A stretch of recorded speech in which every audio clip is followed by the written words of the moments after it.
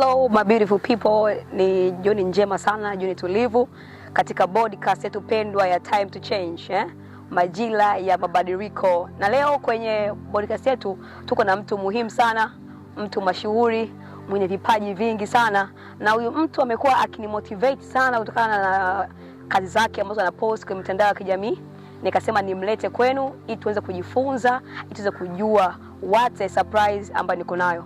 Huyu mtu wanamuita Celestine the Creator, Captain Tanzania, a teacher. I say yuko na vipaji vingi sana. Hello Celestine. Za siku nzuri, tunapambana. Okay, tumefurahi kuwa na wewe kwenye podcast ya Time to Change. Nashukuru sana, hata mimi nimefurahi kuwa hapa. Unajua watu kama nyinyi tunawatafuta sana, na wao ambao nafasi kuja na sisi kushiriki tunajisikia vizuri zaidi. Asante sana. Okay. Tumekutafuta muda mrefu kutokana na uandishi wako mzuri sana. Tumeona ukielezea kitabu cha barabara ya kufuata. Ndio. Kwa hiyo tukaona tuje hapa tukuulize maswali ili jamaa wengine wawe motivated waweze kukisoma kwa kitabu.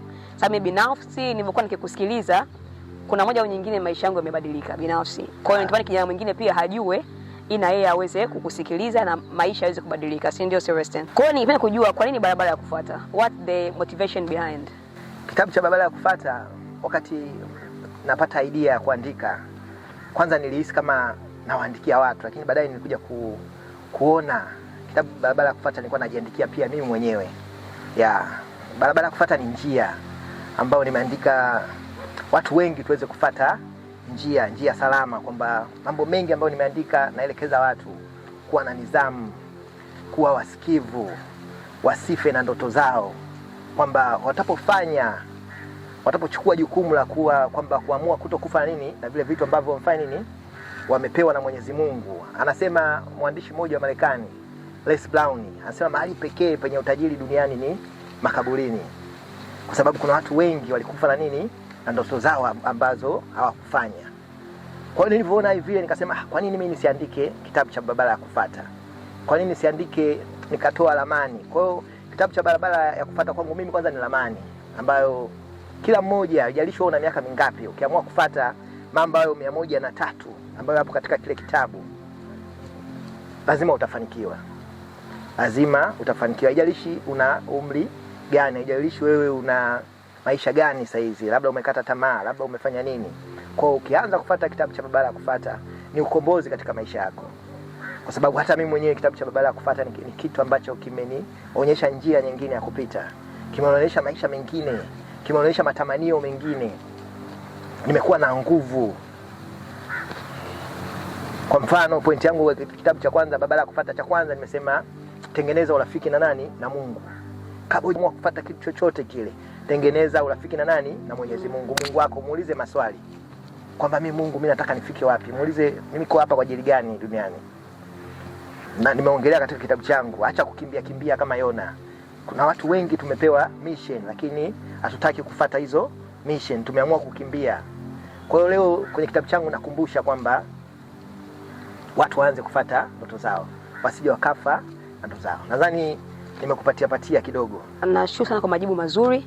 Naamini mpenzi mtazamaji uendelea kula madini kutoka kwa Celestine the Creator. Nikusii mpenzi mtazamaji uendelee kuwa na mimi sambamba, sababu mambo ambayo tunaenda kutoa hapa hayapatikaniki sehemu nyingine. Celestine. Yes. Inaamini kila bidhaa inapoingia sokoni ndio inakuwa na waraji. Ndio. Comment ni kujua wewe kitabu chako hasa kimewalenga wakina nani kwa ajili ya hiyo barabara ya kuifuata? Kitabu cha barabara ya kufuata sijabagua.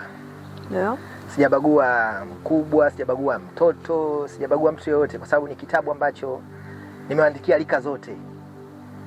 Lakini hasa vijana hapa. Vijana wa saizi ambao ndo wanakuwa wakisoma hichi ni mwongozo tosha. Lakini pia kwa watu wote. Wazee, hata ukiwa una miaka 75, bado hicho kitabu kitakusaidia, kwa sababu kitabu cha barabara ya kufuata anasema usife na ndoto yako. Moja ya vitu ambavyo nazungumzia sana ni kujaribu katika ndoto. Na tunaona watu wengi, hebu muangalie mtu kama mwanzilishi wa KFC, unamjua Mzee Sanders, ambaye alikuwa na miaka 75 anakuja kufanikiwa akiwa na mtu mzima kabisa. Kwa hiyo ni kitabu ambacho nimeelezea katika rika zote, lakini hasa vijana wakiangalie kwa jicho lingine, kwa sababu mambo yaliyopo mule 103 ni ramani tosha. Ukifuata kitabu cha barabara ya kufuata, utakuja kujuta katika maisha yako. Sijakuwa mnafiki, nimeongea kila kitu. Sawa sawa. Kwa hiyo yote, dada, mama, kaka, mdogo, naye wote, hichi ni kitabu chenu. Okay. Utapata vitu vya kutosha.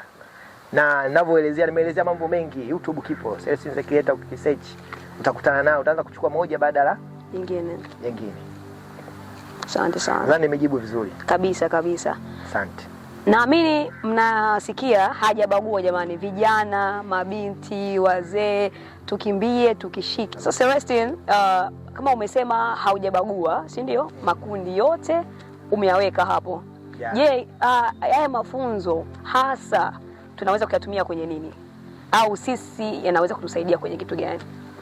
Mafunzo ya kwenye kitabu hichi unaweza ukatumia vile ambavyo wewe unataka. Kwa mfano katika kitabu changu kuna pointi moja nasema ishi kwa uwezekano. Kuna watu katika maisha huwa wanakata tamaa, hasa wanapokutana na magonjwa, wanapokutana na maanguko ya kiuchumi, wanapokataliwa, kwa hiyo wanajikuta wanapoteza ramani yao. Kwa hiyo kitabu changu ukitaka kukitumia katika mazingira kama ya kuishi kwa uwezekano, kwamba unapokutana na katika hali yoyote ya kukata tamaa, labda umefiwa na mpendwa wako ameondoka, labda mama, baba, boyfriend, mume, mke. Kwa hiyo kuishi kwa uwezekano inatutaka kwamba tukubaliane katika mazingira yote yale. Tukubaliane kuishi kwamba maisha bado yanaendelea. Na maisha bado yanatupa nafasi nyingine. Wewe bado upo hai. Usikae ukaanza kulia ukakata tamaa. Kuna watu wengi sana baada ya kupoteza labda wake zao walikata tamaa. Kuna mtu alikuwa kichaa kwa ajili ya kumpoteza mke wake. Hakuamini tena kwamba mke wake ameshafanya nini? Ameshakufa. Kwa hiyo mimi bado nazungumzia kitabu changu kitatumika wakati wowote ule. Hasa katika maisha kama hayo, maisha magumu. Umegundulika labda unaumwa, una kansa. Muangalie mtu kama Chadwick Boseman.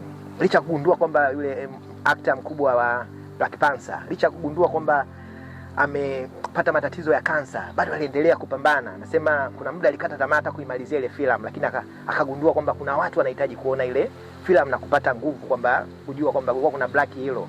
Kwa hiyo kuna vitu haijalishi una face kitu gani, kwamba kitabu changu kitakupa mafunzo mengi ya kuendelea kuishi katika mapambano ya aina yote ile. Nimependa the way umeelezea kwamba mtu akianguka akiwa amekata tamaa, amerudishwa nyuma, kwamba hasioni ndio mwisho wa nini? Ndio mwisho wa maisha.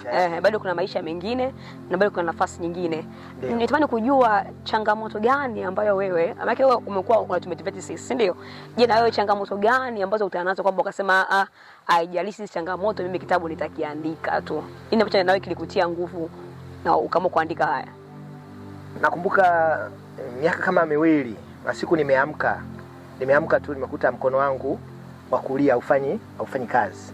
Ulikuwa kama umepigwa shot, kama umeparalyze. Siwezi kufanya chochote, siwezi kunyanyua hata simu, siwezi kunyanyua kikombe cha chai. Mkono umeshake. Yaani kama nimeparalyze, yani kabisa nilitoka, unajua katika umri kama huu. Hujafuka hata miaka 40 unajikuta upo katika hali kama hiyo. Ndio ilikuwa ghafla, sio kwamba nilishindwa kujua nafanyaje. Nilijikuta nataka nikate nini? Nataka nikate tamaa. Lakini niliamini kwamba siko peke yangu. Niliamua kunyanyuka.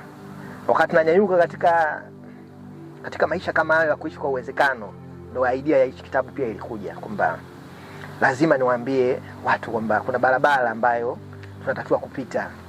Kwamba haijalishi unakutana na nini. Tayari mkono nilijua kwamba sitapona tena labda. Kwa sababu mimi ni mwalimu. Hata darasani tena nilikuwa tena siwezi kuandika hata ubaoni. Siwezi kufanya chochote. Watu wanacheka, tayari ameshakuwa na nili. Kwa hiyo nilijipa moyo, nilijipa bado nguvu, sikukata tamaa. Nilikuwa bado natembea, niliamini Mungu ataniponya. Nilimwomba Mwenyezi Mungu, nilisali na Mungu alifanya miujiza yake. Unaweza kukumbuka maneno gani ambayo yalicha kukatisha tamaa ukasema hiki kitabu kama maneno yenyewe ndio hivi, kitabu mimi siandiki, bora endelee na shughuli zangu? Nakumbuka kuna siku nilikuwa naandika kitabu. Kuna mtu ambaye nilikuwa napenda kwenda kumpa, kutafuta, kama unajua mtu wote unapokuwa tunaandika story, kuna mtu tunapenda kumpelekea. Kwamba bwana vipi hapa na nili, bwana naomba nisaidie kufanya hivi. Kuna kitu aliniambia, hichi kitabu nadhani nani atasoma. yani nani atasoma hichi kitabu? Saizi kuna watu hapo, watu wanaandika vitabu, wana elimu kuliko wewe yani. Kuna watu wanaandika vitabu, wana PhD, wanafanya nini? Kwa hiyo kuna kipindi nitaka nikate tamaa hivi, lakini nikasema hichi kitabu nimepewa mimi, hajapewa mtu mwingine yoyote. Mimi ndo nilikuwa najua hichi kitabu. Ile jina lilikuwa linakuja kwangu muda wote. Na mtu mwingine ambaye alinitia moyo alikuwa ni makamu wangu wa shule. Nilipoenda kumwambia jina la kitabu, tujadili jina la kitabu, mimi napendaga sana kuwashirikisha watu. Ainiambia, "Aisee, andika hichi kitabu, kitawakomboa watu wengi sana." Anaitwa Mwalimu Lwende, makamu wangu wa shule. Alinitia moyo sana kuandika hichi kitabu. Ndio maana hata kama kuna ndugu yangu mmoja alibadilisha jina la kitabu, nilisema no. Hichi kitu kitaenda hivi. Nimsikiliza nikamwambia, mimi Mungu ameniambia hichi kitabu nikiite barabara ya kufuata. Sio kitabu nisiite jina lingine lolote. Kwa hiyo bado hapa nakumbusha kwamba unapokuwa na kitu umepewa wewe. Kuna watu watatokea inaweza kuwa na lengo zuri, lakini wewe hebu waambie kwamba kwa nini umeandika hicho kitu. Kwa nini unataka hilo jina liendelee kubaki hapo? Na sasa naona kila mmoja anafurahia kwenye kitabu cha barabara ya kufuata. Kila mmoja naona jina limekubalika. Naona mambo yanaenda, watu wanafurahia. Asante sana.